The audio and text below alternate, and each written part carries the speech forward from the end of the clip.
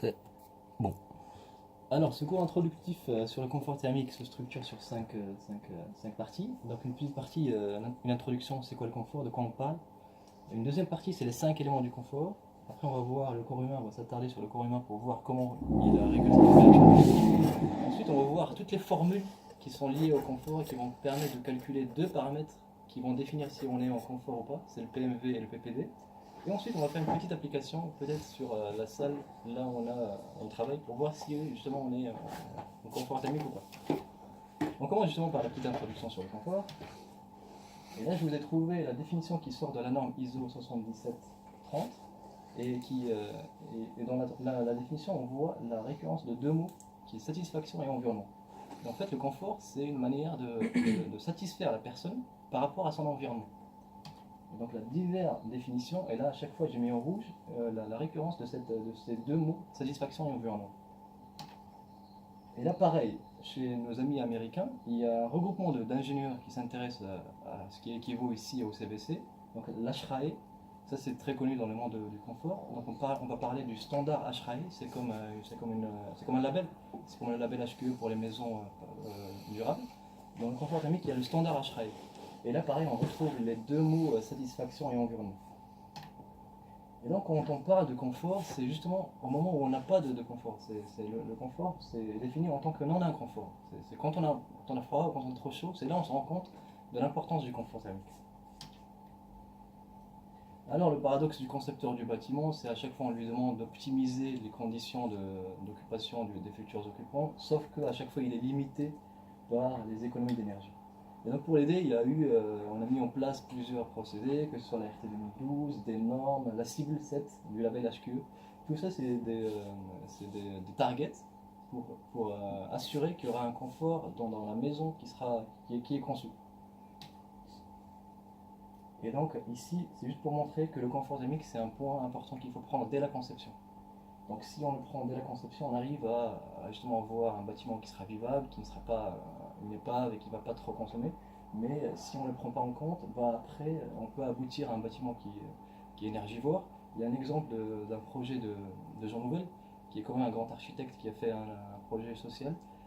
D'un point de vue architectural, c'est très bien, mais au niveau de la facture énergétique, c'est invivable. Et du coup, tous les occupants ont dû quitter ce projet. Ce projet, il n'a pas marché à cause de ça. Ouais. Et là, j'ai trouvé ça dans une étude américaine qui montre le temps qu'un Américain passe à l'intérieur de ce qu'on appelle le indoor. Donc là, le indoor, c'est 86%. Donc le 86% du temps d'un Américain, il le passe à l'intérieur. En plus de ça, il y a 6% qui le passe dans les véhicules. Et donc la partie qui le passe à l'extérieur, c'est uniquement 8%. Et donc ça peut s'appliquer aussi à quelqu'un en Occident ici ou à quelqu'un en Afrique. On vit de plus en plus dans nos habitations, que ce soit pour le travail ou pour habiter. Et donc, pourquoi on va s'intéresser au confort? Le confort, justement, il va assurer qu'on va avoir envie de retourner à l'endroit où on travaille, où on vit. Mais surtout, il est très lié à la productivité. Donc là, pareil, on reparle des conditions satisfaisantes. On va garantir des conditions, que ce soit sociales ou,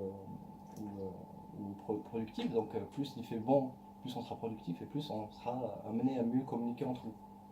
Et là, pareil, dans la même étude, on montre qu'il y a un fort lien entre la productivité. Et donc là, on a 7 modèles d'optimisation du confort, et sur le 7, on arrive à améliorer la productivité qui peut atteindre jusqu'à plus de 3%. Et là, on va passer à la partie qui nous concerne tous, c'est quoi les éléments du confort? Quand on parle de confort, de quoi on parle? Et donc là, il y a 3 types. Il y a les facteurs externes, il y a les facteurs internes et les facteurs individuels. Donc c'est quoi les facteurs externes? Les facteurs externes, c'est justement ce qui se passe, c'est le climat à l'extérieur. Donc il y a l'ensoleillement, il y a le vent, il y a la pluviométrie, la température extérieure. Tout ça va jouer dans ce qu'on va ressentir à l'intérieur. Après, il y a les paramètres internes, c'est ce qui touche le bâtiment. Est-ce que le bâtiment est bien conçu? Pourquoi par exemple, pourquoi dans des bâtiments il fait froid? Parce que justement le bâtiment il est mal conçu. C'est justement une manière de concevoir le bâtiment. Si on prend par exemple l'exemple de l'igloo, à l'igloo on a des températures positives, alors qu'il fait moins 40 dehors. Donc c'est juste une manière de comment concevoir ça. Sans parler de comment on va isoler le bâtiment. C'est comment on va concevoir la forme qu'on va lui donner, la transition entre l'entrée, le lieu de vie, tout ça va faire que on va se sentir bien. Avec les flux d'air et les flux de température. Tout ça, ouais. Et après, il y a les paramètres individuels, par exemple le sexe. On dit que voilà, c'est attesté que les femmes sont plus frileuses que les hommes. Il y a l'état psychologique et l'état physiologique. Si on est en stress, on a plus tendance à avoir froid. Et ça, c'est des paramètres, que ce soit les paramètres externes ou les paramètres individuels, on ne peut pas influencer sur ces paramètres. Et là, une petite animation. Et donc ça, c'est les 5 paramètres qui font qui définissent le confort. Donc on parle d'abord de la température opérative. Attention, il faut faire attention à l'adjectif. C'est opérative. On va voir ce que c'est la température opérative. Après, on va voir c'est l'humidité relative, la vitesse de l'air, l'activité, quelle activité on fait dans un local, et finalement, ce qui paraît le plus évident, c'est l'habillement. On va commencer par, donc voilà, justement là, la température opérative, elle se subdivise en deux parties. Il y a la température ambiante et il y a la température des parois. Et donc la moyenne des deux nous donne la température opérative. Donc la température ambiante, c'est la plus facile à maîtriser, à calculer aussi. La température des parois, c'est justement avec ce petit instrument. On va faire une application après. L'humidité relative, elle est exprimée en pourcent. La vitesse de l'air en mètres par seconde. L'habillement, on va voir ça plus tard, c'est en clos. Et l'activité, elle est en mètres. Donc la température ambiante, c'est le premier facteur qui permet de dire si on est en confort ou pas. Mais attention, c'est pas le seul paramètre qui définit si on est en confort ou pas. C'est le fait qu'on soit dans une ambiance, par exemple sur Perrino, on calcule à chaque fois à 19 degrés. Donc c'est pas uniquement ça qui va garantir qu'il y aura un confort. Et si je peux dire un mot, là, sur Perrino, on chauffe à 19, mais dans la réalité, il n'y a personne qui chauffe à 19. Donc pour moi, c'est un peu biaisé là, le CEP qu'on calcule. Le CEP à 19, c'est pas vrai. Ah oui, non, mais c'est réglementaire. C'est un règlement, mais c'est pas conforme à la réalité, c'est un peu biaisé. Quoi. C'est pour ça qu'on redimensionne sur 22. Tout à fait. Et donc là, justement, on a quelques conseils, les températures qu'on doit viser selon le local. Par exemple, les hôpitaux, on est à 24. Mais un hôpital n'est pas concerné par la RT 2012. Les bureaux à 22, les lieux d'activité, là, la température de consigne, elle est à 19. Et après, selon les locaux, la température va varier. Donc là, ça c'est intéressant, ça c'est moi qui ai fait ces relevés des températures. Et donc là, on utilisait un data logger. Un data logger, et après un data logger, ça fonctionne avec deux. Il faut à chaque fois 2 data loggers. Donc un data logger, on va le placer à l'intérieur du bâtiment et l'autre, on va le placer à l'extérieur du bâtiment. Et donc on avait dit que la température, là ça va nous donner la variation de la température. Donc là, ça avait commencé le 10 janvier et ça avait fini 6 jours après. Et ça nous donne la variation de la température intérieure. Donc on peut voir qu'il y a des pics ici, et quand on fait la projection de ce point, on voit que c'est vers midi. Mais ce qui nous intéresse ici, c'est pas de voir si on a le confort ou pas, mais à votre avis, à quoi peut servir ce genre de diagramme? À quoi peut servir de relever la température en même temps intérieure et extérieure? Le déphasage. Ici, il n'y a pas vraiment de déphasage. Oui, il y a un petit déphasage ici, c'est vrai, il y a l'inertie. Là, on est d'accord, le vert, c'est la température extérieure. Là, le vert, le rouge, en fait, le vert, c'est ici cette courbe verte, c'est cette courbe qui est obtenue par cette équation. Et elle définit la température maximale en fonction de la température extérieure. C'est 0,33 fois la température extérieure plus 18,8. C'est-à-dire que si on dépasse cette température, on sera en surchauffe. L'ambiance, elle va garantir une surchauffe.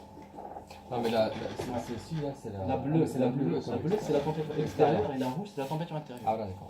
Donc, à votre avis, à quoi peut servir si ce n'est pour dire si c'est en confort ou pas? Donc, quand on voit ici, on voit que par exemple que les fluctuations de la température intérieure, ils dépendent des fluctuations de la température extérieure. C'est beau, enfin, la température intérieure, elle suit la variation de la température extérieure. Est-ce que c'est bon ça pour un bâtiment ou pas? Bah non. Bah non. Donc en fait ça nous renseigne sur l'enveloppe du bâtiment. L'enveloppe, elle assure pas sa fonction d'enveloppe. Parce que justement la température intérieure, elle varie comme si... elle suit la variation de la température extérieure. Et donc il y a justement un projet qui s'appelle, je crois, 1922. Le projet s'appelle 1922 et c'est la variation de la température intérieure. Quelle que soit la température extérieure, il y a 1922 à l'intérieur. Et donc je ne sais plus dans quel pays ça a été, donc c'est une référence de bâtiment performant au niveau de l'enveloppe. Sans système. Non, avec le système. Ah, avec le système. Alors ici, justement, je vous ai montré un cas le plus défavorable. Là, vous voyez que ça ça se superpose, quoi. On dirait vraiment qu'on est à l'extérieur, on dirait qu'il n'y a pas d'enveloppe dans ce boîte. Vous voyez, le rouge, il se superpose au bleu. Le bleu c'est l'extérieur, le rouge c'est l'intérieur. Et c'est comme si le bâtiment n'avait pas d'enveloppe ici. C'est un garage, quoi. Ah non, ça c'est une maison, sauf que c'est une maison en adobe. Et l'adobe, en fait, le contact entre le mur et le haut de la toiture, bah en fait on fait un escalier. C'est-à-dire c'est des briques d'adobe qui se posent et du coup il n'y a aucune étanchéité. Et du coup ça fait que à l'intérieur du bâtiment il y a un renouvellement d'air qui est assez fréquent et du coup la température extérieure, il n'y a pas d'isolation. Et par contre ici, on est dans le cas d'une maison en béton. Qu'est-ce qu'on peut voir ici? Il y a un gros déphasage. Voilà, le déphasage. Pourquoi il y a le déphasage? L'inertie. L'inertie. Le béton c'est un matériau qui a une forte inertie. Et c'est quoi l'inertie en fait? Comment on peut l'expliquer? Par exemple ici, on voit qu'il y a la température extérieure qui va commencer à monter, mais l'intérieur il va continuer. Enfin, c'est un peu paradoxal, mais vous voyez que ça continue de descendre. Comment on peut expliquer ça en fait? En fait, plus la température extérieure elle monte, plus le béton il va stocker cette chaleur qui est produite de l'extérieur, il va l'absorber. Et du coup, il n'y aura aucune variation de l'ambiance. L'ambiance elle va rester à la température avant qu'il y ait cette montée de température extérieure. Et c'est une fois que le béton sera saturé en chaleur que l'ambiance va commencer à se réchauffer. Et c'est ce qui explique ce déphasage. D'où l'intérêt des murs trombes. Alors, on va passer à une notion qui n'est pas très connue, donc c'est la température radiante. C'est quoi la température radiante? C'est en plus de la température ambiante, on parle de la température radiante. La température radiante, c'est si on place quelqu'un, par exemple si on prend le cas de Marien, en fait il reçoit du rayonnement de toutes les parois qui l'entourent, et c'est ça la température radiante, c'est la moyenne pondérée de tout le rayonnement que Marien reçoit par les 6 parois qui l'entourent. Et donc on va voir comment on la calcule. Donc elle peut calculer en passant par une équation à puissance 4, oui, à puissance 4. Mais sauf que si les températures des parois sont assez proches, on va voir ça dans un exemple suivant, on peut passer une puissance 1. Donc la température radiante, c'est justement la somme, ça c'est le facteur de la forme, on va voir ce que c'est après, fois la température de chaque paroi. Après, il y a une autre manière pour calculer cette température radiante, c'est justement la surface de la paroi face à température, la somme de toutes les températures fois leur surface, est divisée par la somme de la surface totale. Température radiante, vous savez ce que c'est? C'est ce qui émet un Ah. corps. Ce qui émet un corps. C'est ce que. Ouais, c'est le rayonnement. Tu sais, t'as toujours la convection, conduction et rayonnement. Et donc, on peut l'obtenir par cet instrument qui s'appelle le globe noir. Le globe noir, c'est justement une boule. Une boule, elle va pouvoir capter tout le rayonnement qu'elle reçoit de toutes les parois. Donc là, j'ai mis un petit exemple justement pour comprendre cette notion de température radiante. Là, si on prend le premier exemple, vous voyez, on a placé le petit bonhomme très proche de la paroi 1. Et il est vraiment presque au milieu. D'accord?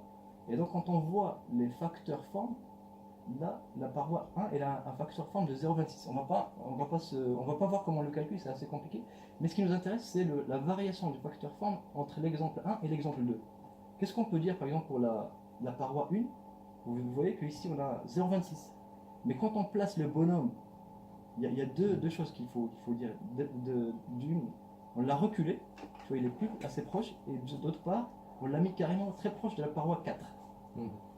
Donc qu'est-ce qui fait que le facteur forme, vous voyez qu'il a chuté. On était à 0,26 et là on est tombé à 0,08.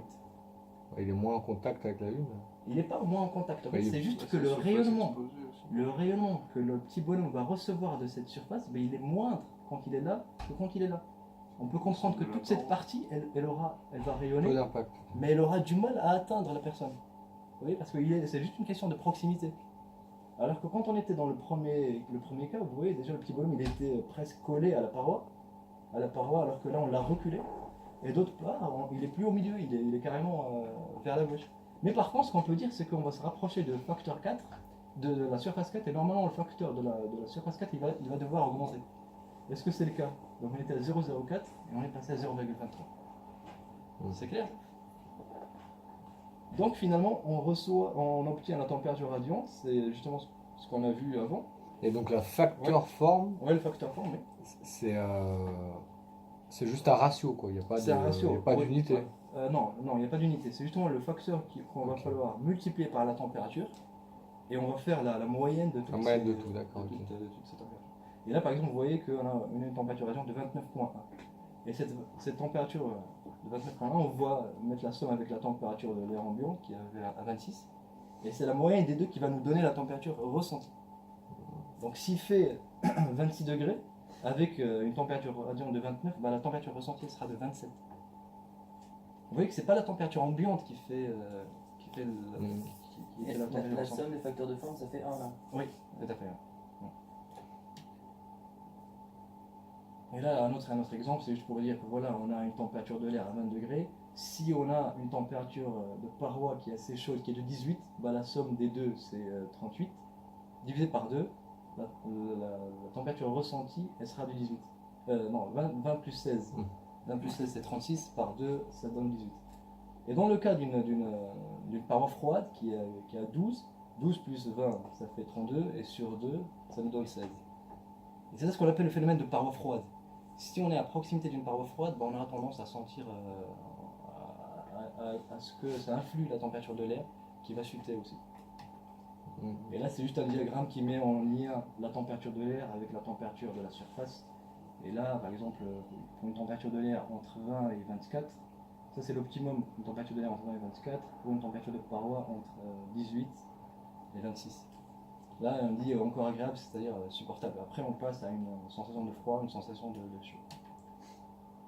Et là, on va passer à le deuxième. Là, on a vu le premier paramètre, c'est la température opérative, qui est subdivisée en température de l'air et température radiante. Et là, on va passer à l'humidité relative. Et l'humidité relative, elle joue aussi. Juste, je peux revenir à la diapo d'avant. Du coup, dans la zone agréable, c'est-à-dire que la température intérieure. Ouais, elle est entre 20, Ah oui, entre 20 et 24. 24, oui. Mais c'est pas Alors suffisant. 19 et Ouais, mais c'est 19, pas suffisant. 23. Il ne faut pas Voilà, juste parler de ouais, la il faut que température de l'air. Il faut aussi voir la température des parois.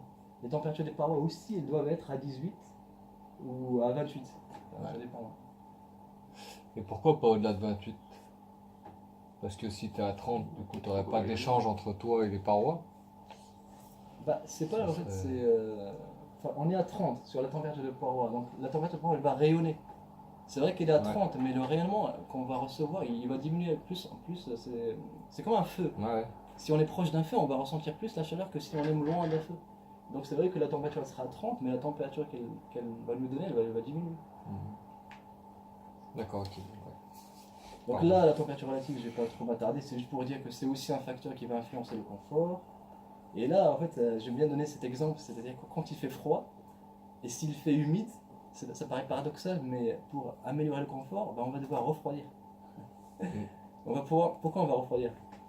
Là, pour commencer, justement. Et le fait de refroidir, cette chaleur sera absorbée par l'eau qui va condenser, et du coup, ça va améliorer le confort. Donc ça paraît un peu paradoxal, il fait froid, mais on va encore refroidir pour améliorer le confort. Là, on a vu l'humidité relative, la température. Là, on va passer à l'activité. Donc, ça paraît évident. Ça dépend de l'activité qu'on fait, qui va faire qu'on aura plus d'échanges avec l'environnement. Et là, comment on va quantifier l'activité? Ben, on est parti sur le fait que quelqu'un qui est assis, il n'est pas trop en activité. Du coup, on a dit qu'on va lui donner la valeur 1. Donc, on va voir que l'unité, c'est le mètre. Et donc, ça définit quelle activité tu es en train de faire. Et donc, ça va évoluer plus. Tu bouges, plus tu cours, plus ça va augmenter. Et là, la valeur juste en dessous, c'est quand tu es allongé. Tu fais beaucoup moins d'efforts que quand tu es assis, donc on passe à 0,8. Et là, ce qui est intéressant ici, c'est qu'on peut justement quantifier l'énergie que l'on dépense. Et c'est facteur de 3 éléments. Donc d'abord le poids de la personne, fois le temps, c'est toujours l'énergie, donc il y a toujours une notion de temps qui rentre en jeu. Et le 2, c'est justement l'activité. Donc l'exemple qui est cité ici, c'est un individu qui marche à une vitesse de. Je crois que la vitesse elle est donnée. Enfin, très lentement, 3-4 km/h. Donc on peut voir sur le diagramme ici. Donc ici on est entre. Le mètre sera entre 2 et 3. Donc eux ils ont pris 2. Donc le mètre il sera de 2 fois le poids fois 30 minutes. 30 minutes c'est 0,5 heures. Et là on peut avoir l'énergie qu'il aura dépensée, c'est des kilojoules, 273.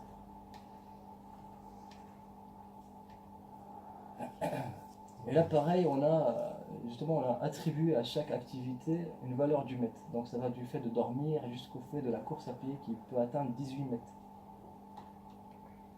Là encore quelques exemples. Donc quand on marche avec des personnes, on est à une activité qui est évaluée à 1,9 mètres. Quand on travaille, on est entre 1 et 1,2 mètres. Quand on court derrière un bus, c'est 9,5. Après, ce qui est aussi intéressant ici dans l'activité, c'est que il y a cette analogie entre l'homme et une sorte d'ampoule. Donc l'ampoule, quand elle fonctionne, elle émet de la chaleur sous l'effet de Joule. Et donc c'est pareil, eh ben, une personne, elle va émettre de l'énergie, de la chaleur. Et cette énergie, elle dépend de la température du local. Donc plus la température elle sera chaude, moins la personne va rayonner. Et donc justement, cette puissance, c'est une puissance, donc elle est en watts. Donc on voit que ça va évoluer aussi par rapport à l'activité. Donc quelqu'un qui est assis dégage 100 watts, il a une puissance de 100 watts, et ça peut atteindre 400 watts dans un travail pénible. Il y a ça aussi, mais il y a un apport hydrique. Ça veut dire quoi? L'apport hydrique, c'est que l'homme va dégager de l'eau, enfin, de la vapeur d'eau. Et là pareil, ça va évoluer en fonction de l'activité. Après on va passer au quatrième paramètre, c'est l'habillement, c'est celui qui paraît le plus évident. Donc plus on est couvert, plus il y aura moins d'échanges avec l'environnement. Et là pareil, on a mis une unité, c'est le clos. Et le clos qui correspond à 0,55 m² degrés Celsius par watt, donc c'est une résistance. Et comment on peut expliquer ça? C'est que le corps humain, dans le tréfonds du corps humain, il y a 37 degrés. Enfin, 37 degrés, c'est pas la température de la peau. Donc on avait fait le test avec ce petit appareil, on a vu que ça peut aller de 28 à 30, mais c'est le tréfonds qui est à 37. Et donc c'est une température qui varie très très peu, enfin, pour l'homme, à part si on est malade. Si on est malade, il y a la montée de la fièvre. Et il y a une idée reçue que si on a de la fièvre, il faut absolument la faire baisser. Mais en fait, quand on a de la fièvre, quand la température du corps monte, c'est une réaction tout à fait naturelle. C'est que le corps, il réagit face à une introduction de microbes.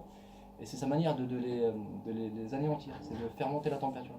Donc quand on a de la fièvre, c'est pas obligatoire de prendre du paracétamol ou chercher à la faire baisser cette température.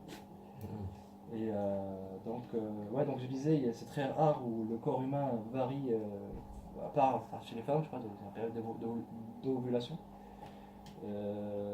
Donc on a 37 degrés à l'intérieur, mais à cause de la peau, qui va faire une première couche d'isolation, on arrive à une température de la peau à 32, et ça peut baisser à 30 à 28.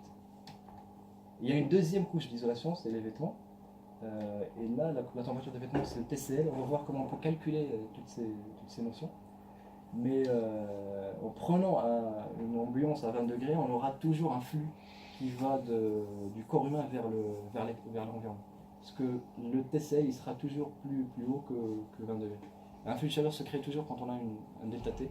Il va du plus chaud vers le plus froid.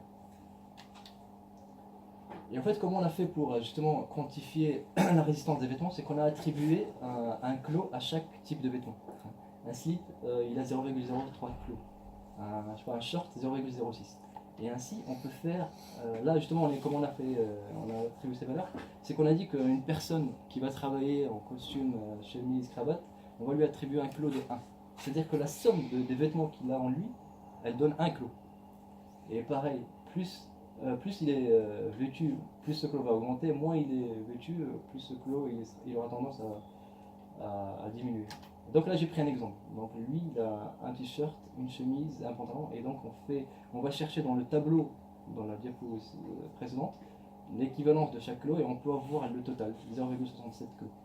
Donc on va voir que tout ça on va obtenir à la fin deux paramètres, le PPD, le PMV, et c'est eux qui vont définir si on est en confort ou pas. Dernier paramètre, c'est la vitesse de l'air. La vitesse de l'air, elle va jouer un rôle. Pourquoi on fait fonctionner des ventilateurs quand il fait chaud? Ils ne vont pas chercher à baisser la température, c'est juste qu'ils vont créer un courant d'air, et c'est l'air qu'on va réchauffer par le rayonnement, il sera renouvelé. Et du coup, ça va favoriser la déperdition des températures du corps, et c'est ça en fait. Et donc l'idéal c'est avoir une vitesse de l'air entre 0,1 et 0,3 mètres par seconde. Là on va passer brièvement voir comment fonctionne un corps humain, comment il arrive à réguler sa température. Donc là moi j'aime bien ce diagramme, en fait il donne comment se fait un transfert de chaleur. Il y a quatre types de transfert de chaleur. Soit le rayonnement, comme le soleil, il rayonne, il émet de l'énergie. il y a la conduction, quand on parle de conduction, il y a forcément un contact.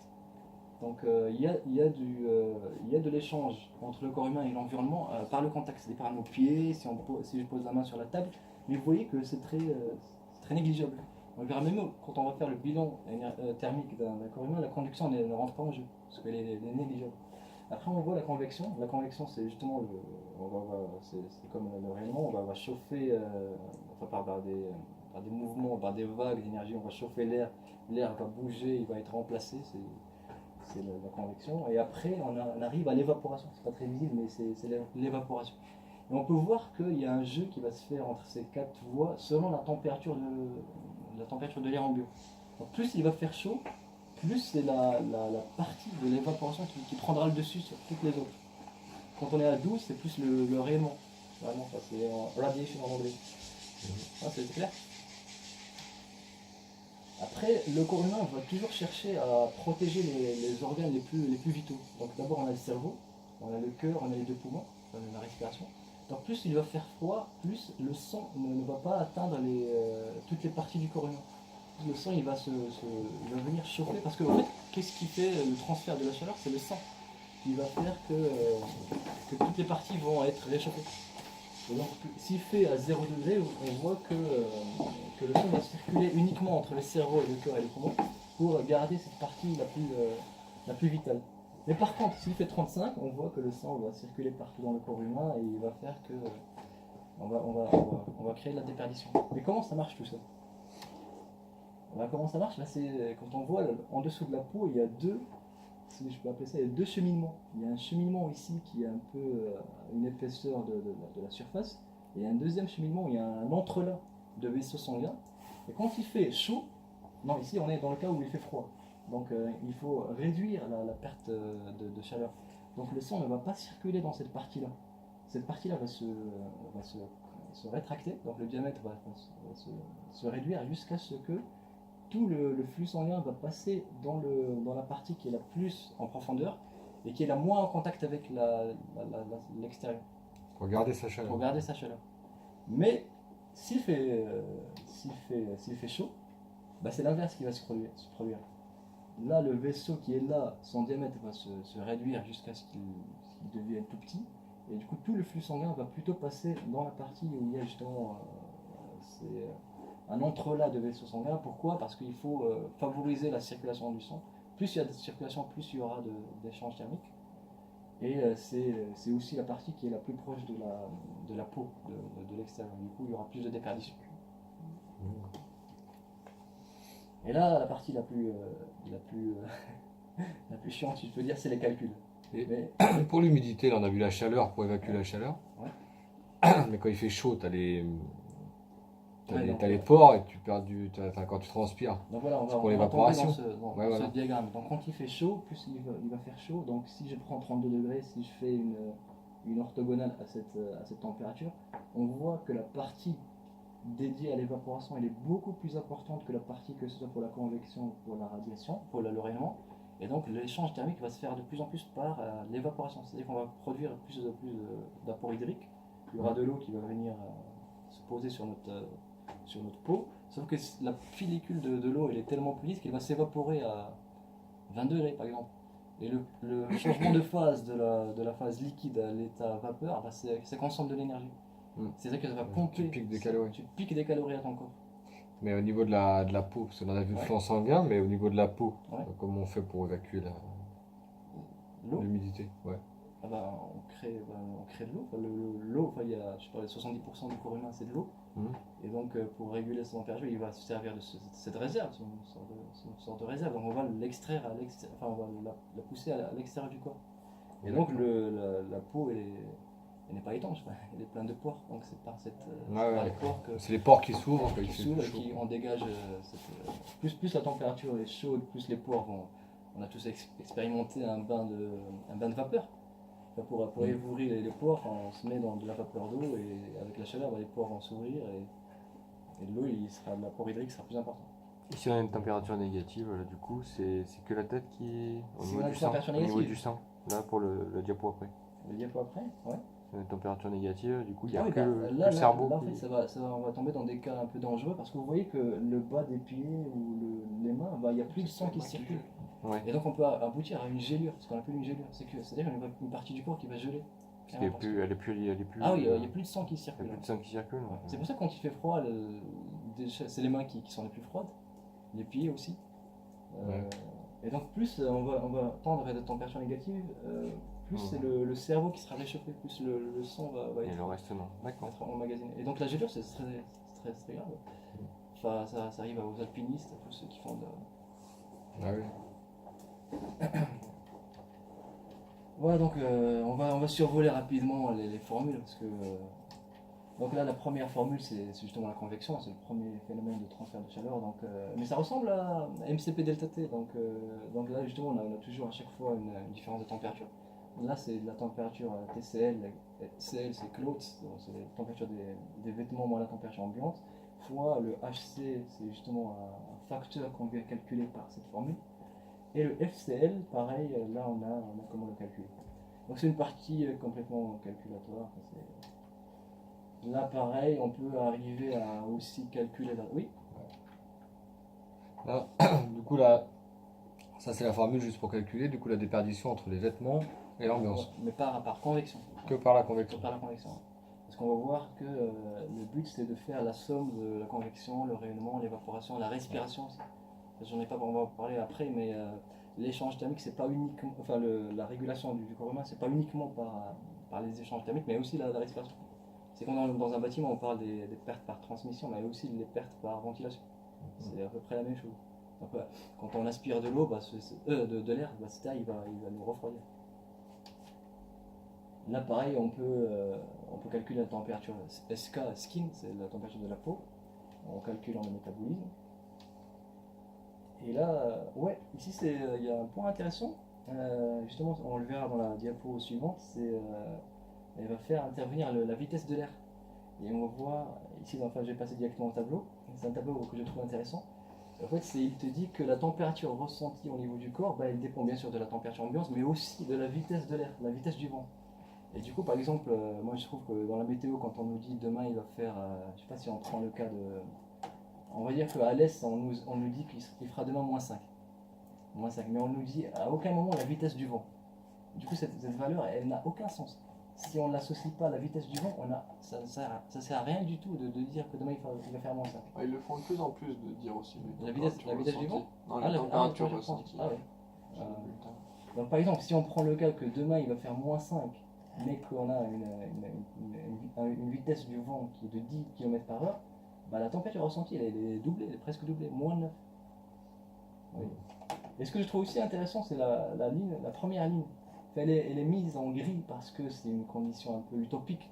On ne sera jamais dans une situation où on n'aura aucune vitesse du vent. Même là où il n'y a aucun vent, on dit qu'il y aura 0,1, 0,05 m par seconde, 0,1 m par seconde.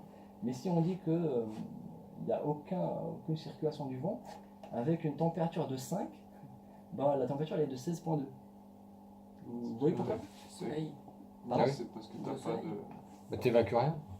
Ah si, t'évacues, justement. mais c'est que En fait, t'es tu pas vas en convection réchauffer, forcée, Ouais, réchauffer ouais, l'air, l'ambiance, ouais. et cet air, bah, il sera pas renouvelé. Et du coup, plus en plus tu réchauffes ton air, et En plus la convection température naturelle, sera non forcée. Ouais, voilà. Et donc voilà, en fait, après ce qu'il faut dire, c'est que plus on vire vers le violet, plus ça devient dangereux. Et dans le noir, c'est mortel.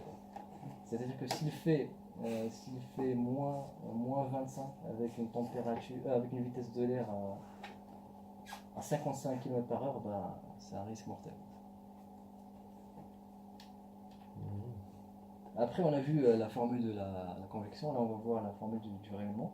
Et là, pareil, ça fait apparaître les puissance 4, mais à chaque fois, les puissances 4 peuvent être linéarisées, on peut passer à une simplification, et on peut avoir des formules à température, à puissance 1. Là, c'est pareil, ça ressemble fortement à la formule de la convection, donc c'est toujours le TCL moins la température, et à chaque fois, il y a deux facteurs, le FCL et le HCR.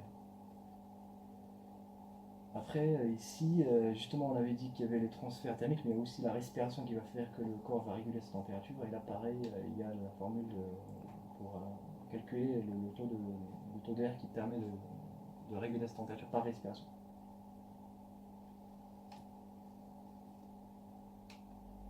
Et là pareil, on a vu le cas de la respiration, ici aussi la formule qui permet de calculer l'évaporation, quantifier l'évaporation. Donc je passe très vite pour arriver à la dernière partie. Ah oui, juste pour dire, cette dernière diapositive, elle dit que la température la plus difficile à calculer, c'est la température des vêtements, c'est le TCL. Et le TCL, c'est justement un calcul itératif.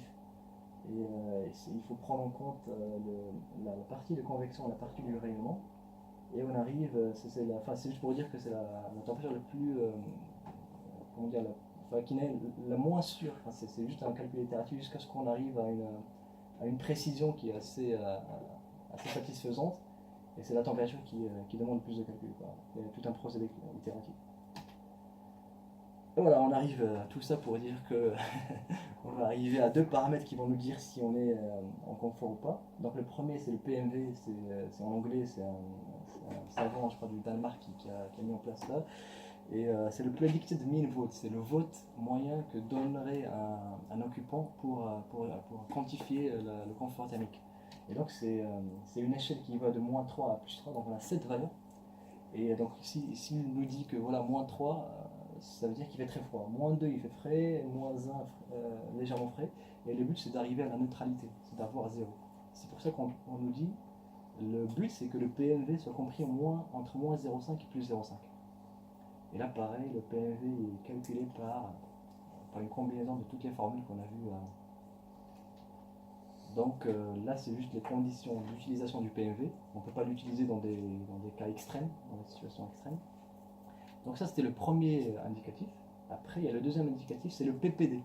Là, pareil, c'est en anglais, c'est Percentage of People Dissatisfied. C'est le pourcentage de personnes qui seront insatisfaites. Il y aura toujours des personnes insatisfaites. Même si on leur donne le meilleur du meilleur, il y a toujours des personnes qui vont nous dire « Ah non, moi je ne me sens pas bien ». Et donc le but, c'est aussi de tendre vers la neutralité. Et donc ici, par exemple, le PPD, il est en fonction du PMV. D'abord, il faut calculer le vote, le PMV, et après, on peut obtenir le PPD. Et là, c'est justement une manière de quantifier justement le pourcentage de personnes insatisfaites en fonction de l'écart de la température. Ici, ce qu'on voit dans l'axe des X, c'est l'écart de température entre la tête et les pieds. Plus cet écart il est important, plus on aura de personnes insatisfaites. Donc le but, c'est qu'entre la tête et les pieds, il y a le moins de variation de température. Ça va jouer. À votre avis, à quoi ça va nous servir de savoir ça? Si on met un plancher chauffant ou pas. Exactement. C'est pour ça que là, pareil. Là, qu'est-ce qu'on nous dit? C'est la température de la surface du sol. Si on a un sol à 5 degrés, on aura 60% de personnes qui seront insatisfaites. Si on a une température du sol à 40, on aura pareil. 60% des personnes seront insatisfaites. L'optimum, c'est d'avoir une température du sol qui est à 25. Et là, on arrive justement au système qui vont nous dire quel est le système le plus favorable à engendrer le moins de personnes insatisfaites. Et on peut voir que, par exemple, là, si on prend le système 4, c'est le mur chaud.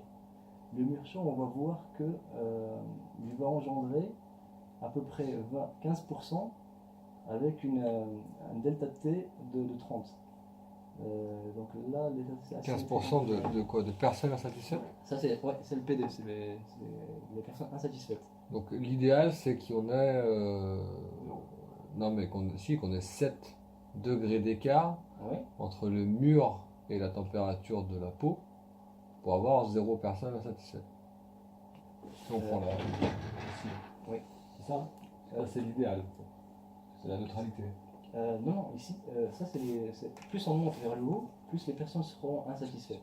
Voilà, c'est ça. C'est-à-dire que si donc ici par exemple, si je prends un delta T de 5, on aura 4% de personnes insatisfaites. Si je prends en fait le but c'est d'avoir un delta T qui est inférieur, c'est ce qu'on avait dit, entre la température de la tête et des pieds. Et donc plus le delta T sera petit, plus donc delta T il sera de 4 ici, donc on aura 4%.